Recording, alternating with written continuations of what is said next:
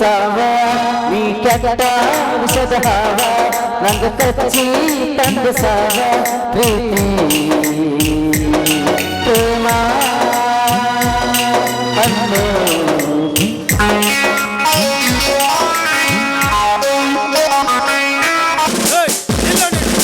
ಇಲ್ಲದಿದ್ದರೆ ನಿನ್ನನ್ನು ಶೂಟ್ ಮಾಡಿ ಬಿಡುತ್ತೇನೆ. ಸಣ್ಣ ಕೊಡು ಅಮ್ಮ.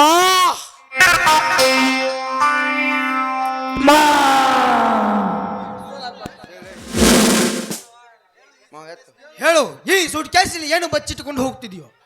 ಹೇಳ್ತೇನೆ. ಇದರಲ್ಲಿ 50 ಲಕ್ಷ ಹಣವಿದೆ. ಇದನ್ನು ಬ್ಯಾಂಕ್ ಮ್ಯಾನೇಜರ್ ರಘುವೀರನು ಕೊಟ್ಟು ಕಳಿಸಿದ್ದಾನೆ. 50 ಲಕ್ಷ ಹಣವಿದೆ. 25 ಲಕ್ಷ ಕೋಟ ನೋಟ್, 25 ಲಕ್ಷ ಒರಿಜಿನಲ್ ಇದೆ. ಏನು ಸಿದ್ದಪ್ಪ ನಾಯ್ಕ ಕಳಿಸಿದ್ದಾನೆ? ಲೇ ಬ್ಯಾಂಕ್ ಮ್ಯಾನೇಜರ್ ರಘುವೀರ, ನಾಳೆ ಬೆಳಗ್ಗೆ ನೀನು ಬ್ಯಾಂಕ್ ಮ್ಯಾನೇಜರ್ ಅಲ್ಲ, ಕೋಟಾ ನೋಟಿನಲ್ಲಿ ಸಿಕ್ಕ ಕೈದಿ. ಲೇ ನಿನ್ನ ಹೆಸರೇನು? ನನ್ನ ಹೆಸರು ಧರ್ಮ ಅಂತ. ಇಟ್ಟುಕೊಂಡಿದ್ದು ಧರ್ಮದ ಹೆಸರು. ದಿನನಿತ್ಯ ಮಾಡುವುದು ಕರ್ಮದ ಕೆಲಸ. ನಿನ್ನಂತ ಇಜುಜಾಗಳು ನಮ್ಮ ದೇಶದಲ್ಲಿರಬಾರದು. ಹೋಗಿ ಬಾ. ಐ ಆಮ್ ಸೋ ಸಾರಿ.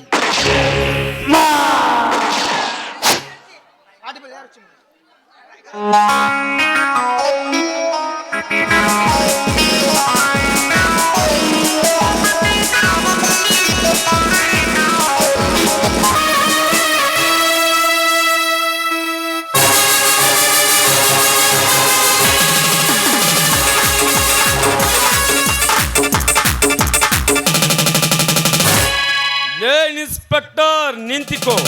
ಯಾಕೆ? ಕೈಯಲ್ಲಿ ಕಾನೂನಿದೆ ಎಂದು ಕಂಡವರನ್ನ ಕೊಲೆ ಮಾಡುವುದು ತಪ್ಪಲ್ಲವೇ? ತಪ್ಪು. ಯಾವುದು ತಪ್ಪು ಯಾವುದು ಸರಿ ಎನ್ನುವುದು ನನಗೆ ಚೆನ್ನಾಗಿ ಗೊತ್ತು. ಇದನ್ನು ಕೇಳುವುದಕ್ಕೆ ನೀನೇನು ಗುಂಡಾನ? ಗುಂಡಾ? ನೋ ಇನ್ಸ್ಪೆಕ್ಟರ್, ನೀನು ತಿಳಿದುಕೊಂಡಾಗ ನಾನು ಗುಂಡನು ಅಲ್ಲ. ಗುಂಡಾಗಳರ ಗುರು ರೌಡಿ ರಾಜ, ಕಂತ್ರಿ ಮಂತ್ರಿ, ಬಡವರ ನಾಯಕ, ಪ್ರಜೆಗಳ ಸೇವಕ, ಮೇಲಾಗಿ ಈ ದೇಶಕ್ಕೆ ಅನ್ನ ಹಾಕುವ ರೈತನ ಮಿತ್ರ. ಸರ್ಕಾರ ನಿನ್ನ ಕೈಯಲ್ಲಿ ರಿವಲ್ ಕೊಟ್ಟಿದ್ದು ಯಾಕೆ ಗೊತ್ತಾ? ದುಷ್ಟರಿಂದ ದುರ್ಮರಣಕ್ಕೆ ಈಡಾಗುವ ಪ್ರಜೆಗಳನ್ನು ರಕ್ಷಣೆ ಮಾಡಲಿ ಅಂತ. ಅದೇ ಪ್ರಜೆಗಳನ್ನು ರಕ್ತ ಕಕ್ಕಿ ಸಾಯಿಸೋದಕ್ಕಲ್ಲ. ನಿಲ್ಲಿಸೋ ನಿನ್ನ ಹಾಳು ಪುರಾಣವನ್ನು. ಈ ಇನ್ಸ್ಪೆಕ್ಟರ್ ಕೊಲೆ ಮಾಡಿದ್ದು ಒಬ್ಬ ದೇಶ ಭಕ್ಷಕನನ್ನೇ ವಿನಃ ದೇಶದ ರಕ್ಷಕನಲ್ಲ. ಅಂದರೆ ಇವನೇನು ಮಾಡಿದ ದೇಶ ಒಡುವ ಕೆಲಸನ?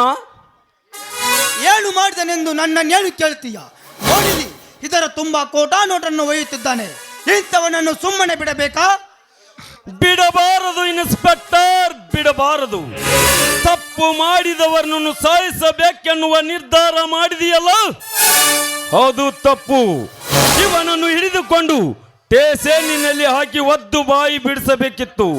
ಅದನ್ನೆಲ್ಲ ಬಿಟ್ಟು ಮರಿಯಲ್ಲಿ ನಿಂತು ಗುಂಡು ಹಾಕಿ ಇವನ ಸತ್ತ ನಂತರ ಈ ಹಣದ ಸುಟ್ಕೇಸು ಒಯ್ತಿದ್ಯಲ್ಲ, ಯಾಕೆ? ಎದುರಿಗೆ ನಿಂತು ಹೋರಾಡುವ ಧೈರ್ಯ ನಿನ್ನ ಕಾಕಿಗಿಲ್ಲವೇ? ಏನೆಂದಲೇ ಗಾಂಡು? ಈ ಪವಿತ್ರವಾದ ಕಾಕಿಗೆ ಧೈರ್ಯವಿಲ್ಲ ಎಂದು ಹೊಗಳಿದೆಯಾ ಬಚ್ಚ?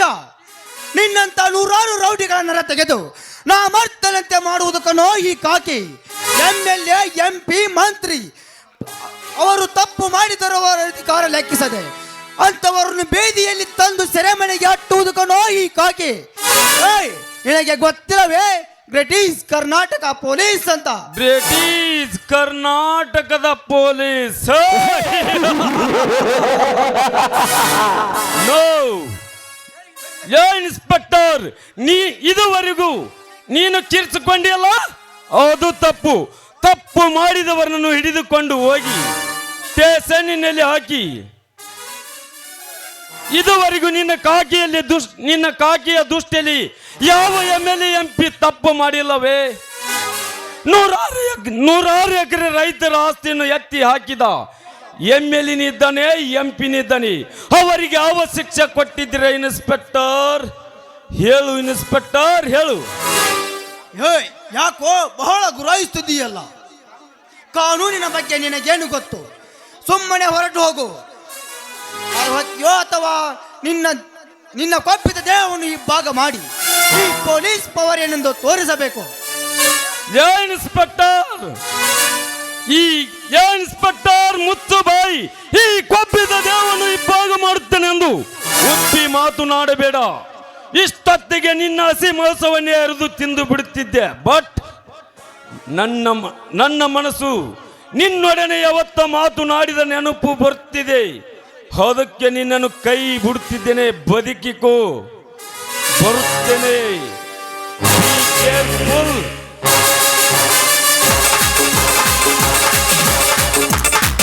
ಯಾರಿವನು? ತನ್ನ ಮನಸ್ಸಿಗೆ ಬಂದ ಹಾಗೆ ನನಗೆ ಮಾತನಾಡಿದರು. ಇವನ ಮೇಲೆ ಕ್ರಮ ತೆಗೆದುಕೊಳ್ಳಬೇಕೆನ್ನುವ ಪರಿಜ್ಞಾನವೇ ಬರಲಿಲ್ಲ. ಅವನ ಮಾತು ಕೇಳಿದ ತಕ್ಷಣ ನನ್ನ ಕರುಳಿನ ಬಾಂಧವ್ಯದ ಬೆಸುಗೆ ಬಸಿದು ನನ್ನಲ್ಲಿರುವ ಸಿಟ್ಟೇ ಶಾಂತಿಯಾಯಿತಲ್ಲ.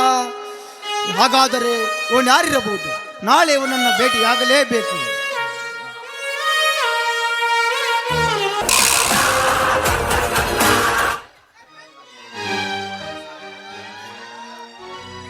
ಶಶಿ, ನೋಡಲ್ಲಿ ಬೆಳಗಿನ ಜಾವದಲ್ಲಿ ಆ ಸೂರ್ಯ ತನ್ನ ತಾಯಿ ಬಸೂರಿನಿಂದ ಹೇಗೆ ಉದಯಿಸಿ ಬರುತ್ತಿದ್ದಾನೆ.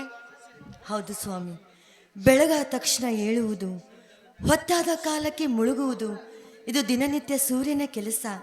ಮಾನವನ ಹಾಗೆ ಅವನಿಗೆ ಯಾವ ರೀತಿ ಭಿನ್ನ ಭಾವ ಇಲ್ಲ. ನಿಜ ಶಶಿ, ನಿನ್ನ ಮಾತು ಸತ್ಯವಿದೆ. ಒಂದು ವೇಳೆ ಈ ಮನುಷ್ಯನಂತೆ ಆ ಸೂರ್ಯನಿಗೆ ಭಿನ್ನ ಭೇದವಿದ್ದರೆ ಈ ಜಗತ್ತಿನಲ್ಲಿ ಬೆಳಕು ಎಂಬುದೇ ಇರುತ್ತಿರಲಿಲ್ಲ. ಹೌದು ಸ್ವಾಮಿ, ಇದೆಲ್ಲ ಪ್ರಕೃತಿಯ ನಿಯಮ. ಬಾಯಿ ಇಲ್ಲದ ಮೂಕ ಪ್ರಾಣಿ ಪಕ್ಷಿಗಳ ಗುಣ ಮನುಷ್ಯನಿಗೆ ಯಾವ ಕಾಲಕ್ಕೂ ಬರಬೇಕು ಅಂತ ವ್ಯಥೆ ಆಗ್ತಾ ಇದೆ ನನಗೆ. ಹುಚ್ಚಿ, ಮಾನವನು ಹುಟ್ಟುವಾಗಲೇ ಕೆಟ್ಟ ಬುದ್ಧಿ ಎಂಬುದು ಒಟ್ಟಿಕೊಂಡು ಬರುವುದಿಲ್ಲ. ಈ ಮನುಷ್ಯನ ಬಿಸಿ ರಕ್ತದ ಎಣ್ಣೆಗೆ ದೀಪ ಎಂಬ ಬತ್ತಿಯಾಗಿ ಬಂದು ದುಡ್ಡು ಎಂಬ ಮಾಯೆಗೆ ಬತ್ತಿಯಾಗಿ ಬಂದು ಕಾಮ ಎಂಬ ಕಡ್ಡಿ ಎಂಬ ದುರ್ಮರಣಕ್ಕೆ ಈಡಾಗಿ ಕೆಟ್ಟ ಬುದ್ಧಿ ಎಂಬ ಒಟ್ಟಿಕೊಂಡು ಬರುವುದಿಲ್ಲ. ಕೊನೆಗೆ ಅವರಲ್ಲಿ ದುಡ್ಡು ತೀರಿದ ಬಳಿಕ ದುರ್ಮರಣಕ್ಕೆ ಈಡಾಗಿ ಕೆಟ್ಟ ರೋಗಗಳನ್ನು ಹಚ್ಚಿಕೊಂಡು ಸಾಯುವುದಿಲ್ಲ. ಇದೆಲ್ಲವೇ ಈ ಮಾನವನ ಜಗತ್ತು. ಜೀವಿಯಲ್ಲಿ ಶ್ರೇಷ್ಠ ಜೀವಿ ಎಂದರೆ ಮನುಷ್ಯ ಜನ್ಮ. ಆದರೆ ಮನುಷ್ಯ ಮಾತ್ರ ಒಳ್ಳೆಯ ಗುಣವರಾಗದೆ ಹೇಸ್ಕೆತ್ತಿನ ಕೆಲಸವನ್ನು ಬಿಟ್ಟು ಯಾವ ಬದುಕ್ತಾನೆ ಏನು? ಮನುಷ್ಯನಿಗಿರೋದೇ ಇದು ಒಂದು ಜನ್ಮ. ಈ ಜನ್ಮದಲ್ಲಿ ಒಳ್ಳೆ ಕೆಲಸ ಮಾಡಿ ಸಾಯಬಾರ್ದೇನು?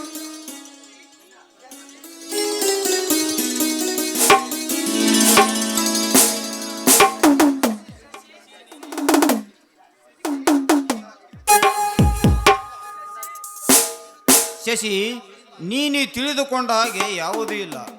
ನಿನ್ನ ಕೈಯಲ್ಲಿದ್ದ ಬೆರಳನ್ನು ನೀನು ನೋಡಿಕೋ. ಒಂದು ಚಿಕ್ಕದಾಗಿದೆ, ಇನ್ನೊಂದು ದೊಡ್ಡದಾಗಿದೆ. ಹಾಗೆ ಈ ಮಾನವನ ಜಗತ್ತು ಒಬ್ಬರದು ಒಳ್ಳೆಯದಾಗಿದ್ದರೆ ಇನ್ನೊಬ್ಬರದು ಕೆಟ್ಟದಾಗಿರುತ್ತದೆ. ಇದೆಲ್ಲವೇ ಈ ಜಗತ್ತಿನ ನಿಯಮ. ಹೋಗ್ಲಿ ಬಿಡಿ, ಲೋಕದ ವಿಚಾರ ನಮ್ಗೆ ಯಾಕೆ ಬೇಕು? ಅಂದಾಗೆ ಅಮರಣ್ಣ ಬೆಂಗಳೂರಿಂದ ಬಂದಿದ್ದಾನಂತೆ. ನಾನು ತವ್ರ ಮನೆಗೆ ಹೋಗಿ ಬರ್ಲಾ? ಏನು, ಅಮರ್ ಬೆಂಗಳೂರಿನಿಂದ ಬಂದಿದ್ದಾನೆ? ಶಶಿ, ಈ ವಿಷಯವನ್ನು ನಿನಗೆ ಯಾರು ಹೇಳಿದರು? ನಾನು ನಿನ್ನೆ ನೀರು ತರಕ್ಕೆ ಹೋಗೋದಾಗ ದೊಡ್ಡನ್ನ ಭೇಟಿಯಾಗಿದ್ದ. ಅವರೇ ಹೇಳಿದ್ರು, ಬನ್ನಿ ನಾವಿಬ್ರು ನಮ್ಮ ತವ್ರ ಮನೆಗೆ ಹೋಗೋಣ.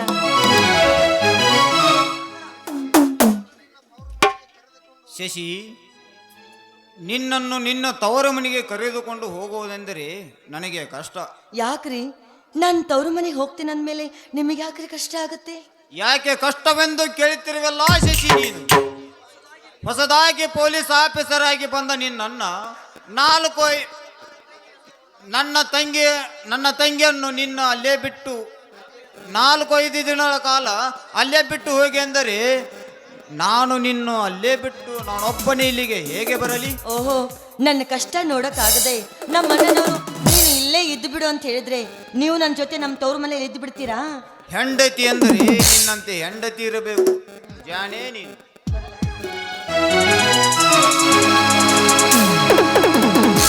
ಸಂಗತಿಯಾಗಿ ಬಂದೆ ಸೌಂದರ್ಯ ಸಂಗತಿಯಾಗಿ ಬಂದೆ ಸೌಂದರ್ಯ ದೈವಕ್ಕೆ ಸಂತೋಷ ಸಂಭ್ರಮ ತಂದೆ ಸಂತೋಷ ಸಂಭ್ರಮ ತಂದೆ ನನ್ನ ಬಾಳಿಗೆ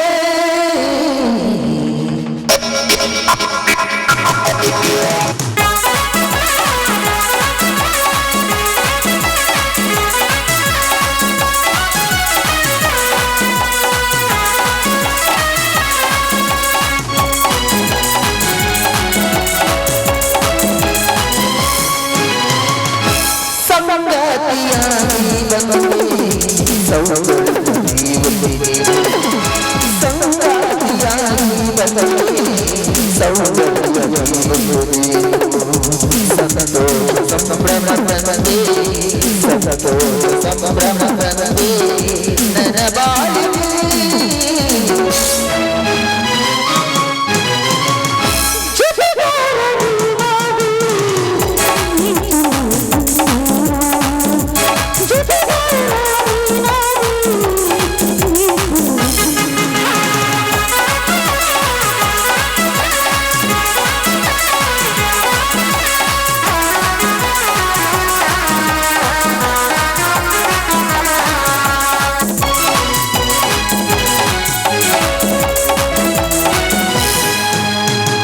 ಕಣ್ಣಲ್ಲಿ ಮನವ ಸೆಳೆದಾರು ನನ್ನಲ್ಲಿ ಒಲವ ಪಡೆದಾರು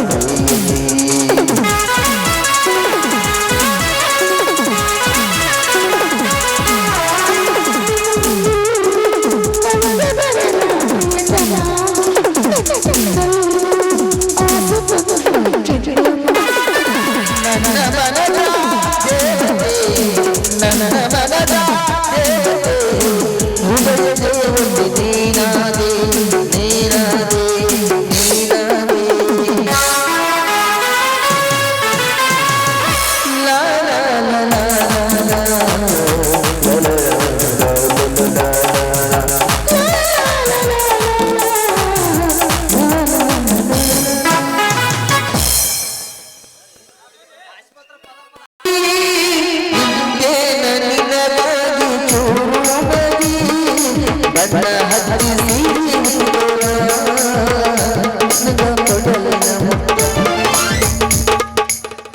ಚೇ ಮಾಡ್ಬಾರ್ದ್ರಿಪ್ಪ ಇಲ್ಲಿ ಕಾಲ ಹುಡುಗ್ಯಾರ ಸಂಘ ಮಾಡಿದ್ರೆ ಹಿಡಿತೈತ್ರಿ ಅವ್ರದ್ದು ಗುಂಗ ಆ ಮಂಗ್ಯಾನ ಮಗ ಮನಿಮುರ್ಕ ಮಗಳ ದಿನ ಕನಸನ್ಯಾಗ ಕಾಡಾಕತ್ತಾಳ್ರಿ ಅಪ್ಪ ದಿನ ಕನಸನ್ಯಾಗ ಕಾಡಾಕತ್ತಾಳ ಕನಸನ್ಯಾಗ ಆಟ ಅಲ್ಲರಿ ನನ್ನ ಮನಸ್ಸಿನ ಸತ್ಯಾಕ ಬಂದ ನನ್ನ ಲವ್ ಮಾಡ್ಲಿ ಅಂತೇಳಿ ಆ ದೇವ್ರಿಗೆ ಕೈ ಮುಗಿದು ಕೇಳ್ಕೊಂತೀನಿ ಅಪ್ಪ ಕೇಳ್ಕೊಂತೀನಿ ಅಪ್ಪನ ಮಗಳ ಪ್ರೀತಿಗ ಮಾಡಲ ಮೋಸ ಅತಿ ಮಾಡಿದ ಮೋಸ ಮರಿಲ ಅಪ್ಪನ ಮಗಳ ಪ್ರೀತಿಗ ಮಾಡಲ ಮೋಸ ಅತಿ ಮಾಡಿದ ಮೋಸ ಮರಿಲ ಮೈನರ ತಾಗಿಲ್ಲ ಒಂದು ವರ್ಷ ಮದುವೆಯಾಗಿ ಜೀವನ ಅದಿಲ್ಲದ ಊರ ಕಳಿಲಂಗೆ ಭೂತ ಇಲ್ಲದ ಊರ ಕಳಿಲಂಗೆ ಭೂತ ಏ ಶಿವ ಶಿವ ಶಿವ